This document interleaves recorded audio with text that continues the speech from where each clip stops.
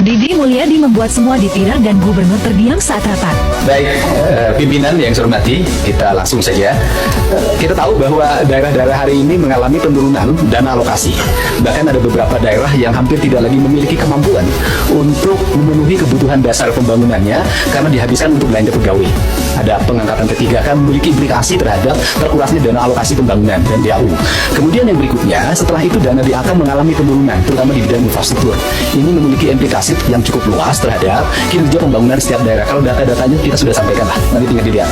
Nah, seluruh problem itu menurut saya harus segera diselesaikan dalam kerangka kerja, dalam rekrutmen kepegawaian P3K yang sesuai dengan kualifikasi yang dibutuhkan oleh daerah. Saya berikan contoh misalnya, tidak semua menurut saya seleksi untuk P3K atau ASN itu harus melalui pendekatan seleksi digital. Kenapa? Karena ada beberapa spesifikasi pekerjaan yang itu tidak perlu digitalisasi. Sopir truk sampah itu nggak usah seleksi ASN menurut saya.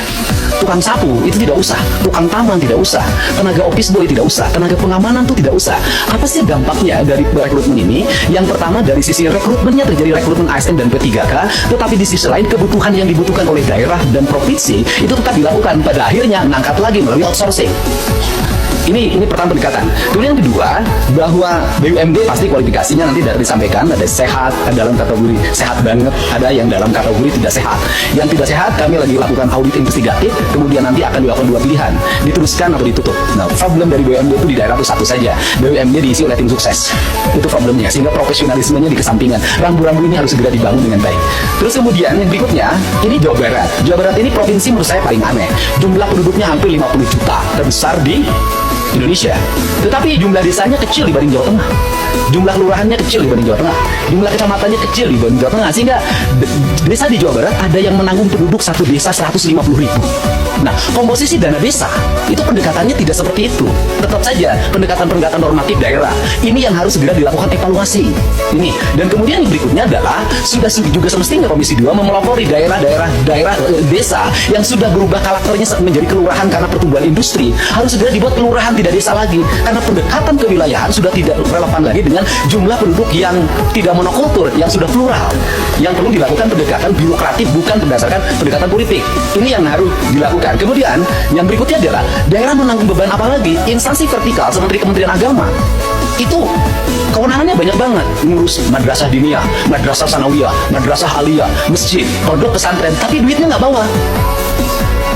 Nah, pada akhirnya, kalau gubernur tidak memenuhi, kalau bupati tidak memenuhi kebutuhannya, maka nanti akan dibenturkan dengan isu agama, tidak berpihak pada kepentingan umat. Padahal di satu sisi, dia masih memiliki kewajiban terhadap sekolah SD negerinya masih roboh, SMP negerinya masih roboh, SMA negerinya masih roboh. Nah, problem seperti ini kalau dibawa ke wilayah politik DPR, maka kita akan mendominasi kepentingan ini dibanding kepentingan internal kita, yang menjadi kewajiban dasar kita. Untuk itu nanti ke depan, Kementerian Agama harus jelas. Kalau dia mengatakan bahwa masjid tanggung jawab Kementerian Agama, madrasah diniyah tanggung jawab Kementerian Agama, madrasah sanawiyah Kementerian Agama, madrasah aliyah negeri Kementerian Agama, termasuk juga madrasah aliyah swasta, pesantren adalah di bawah Kementerian Agama, uang di Kementerian Agama diperbanyak agar mereka bisa mandiri. Sehingga fiskal kabupaten, fiskal kota, fiskal provinsi sangat berimplikasi kuat bagi kesejahteraan publiknya dan bagi apa yang menjadi kewajiban dasarnya. Kemudian yang berikutnya adalah ini urusan otonomi di Jawa Barat. Lucu, ada kabupaten yang penduduknya 6 juta, ada kota yang penduduknya hanya 250.000 tapi berbatasan.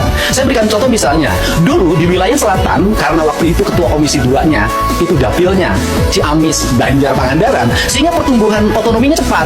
Kabupaten Pangandaran, Kota Banjar, Kabupaten Ciamis. Tetapi di wilayah Bogor yang penduduk 6 juta sampai sekarang nggak berubah-ubah. Kemudian juga Kota Sukabumi berbatasan dengan Kabupaten Sukabumi. Kabupaten Sukabumi penduduknya banyak sekali, sedangkan Kota Sukabumi penduduknya kecil sekali. Kota Cirebon dengan Kabupaten Cirebon. Kota Cimahi berbatasan dengan Kabupaten Bandung, berbatasan Kabupaten Barat. Kotanya kecil sekali penduduknya, tapi di sisi lain Kabupaten Bandung penduduknya besar sekali. Fiskal ini akan lahir tidak adil. Ada kota yang mendapat alokasi relatif baik, penduduknya sedikit. Ada kabupaten yang alokasinya tidak begitu besar, penduduknya besar. Pertanyaan saya adalah ke depan, bisakah dibuat inisiasi penambahan jumlah wilayah untuk sebuah wilayah? Misalnya, kalau Kabupaten Sukabumi susah sekali membuat daerah otonomisasi baru, bisakah sebagian dari wilayah Kabupaten Sukabumi diintegrasikan dengan Kota Sukabumi, kotanya berubah jadi kabupaten? Ini percepatan untuk apa? Agar melahirkan rasa adil dalam percepatan pembangunan di Jawa Barat. Kemudian ke depan, bisakah dana alokasi umum standarnya bukan dari jumlah kabupaten, jumlah kota, jumlah desa, jumlah kelurahan? Bisakah standarnya adalah jumlah penduduk? Karena kalau kalau pendekatannya hanya jumlah kota, jumlah kabupaten, jumlah kelurahan, maka Jawa Barat akan di bawah Jawa Tengah secara terus-menerus.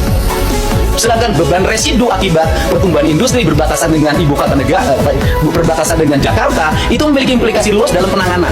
Barangkali ini sebagai pengantar dari saya dalam pendekatan-pendekatan ke depan, dan ini amanah dari teman-teman di daerah. Semoga kebuntuan-kebuntuan ini bisa dilakukan percepatan-percepatan. Karena apa? Karena daerah diperlukan upaya-upaya kita untuk melakukan perubahan-perubahan, tidak boleh secara terus-menerus dengan pola monoton seperti ini. Nah, yang terakhir misalnya hari ini daerah harus beratraksi.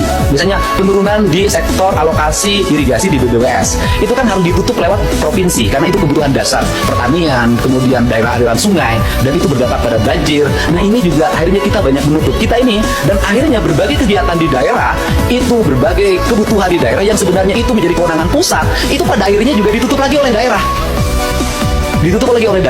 Ini barangkali sebagai gambaran umum, saya ucapkan terima kasih. Semoga pertemuan ini memberikan manfaat. Dan terakhir, tadi Pak Gubernur kali mengatakan Gubernur konten. Alhamdulillah, dari konten yang saya miliki itu bisa menurunkan belanja rutin iklan. Biasanya iklan di Pemprov Jabar kerjasama medianya 50 miliar. Sekarang cukup 3 miliar tapi viral terus. Terima kasih.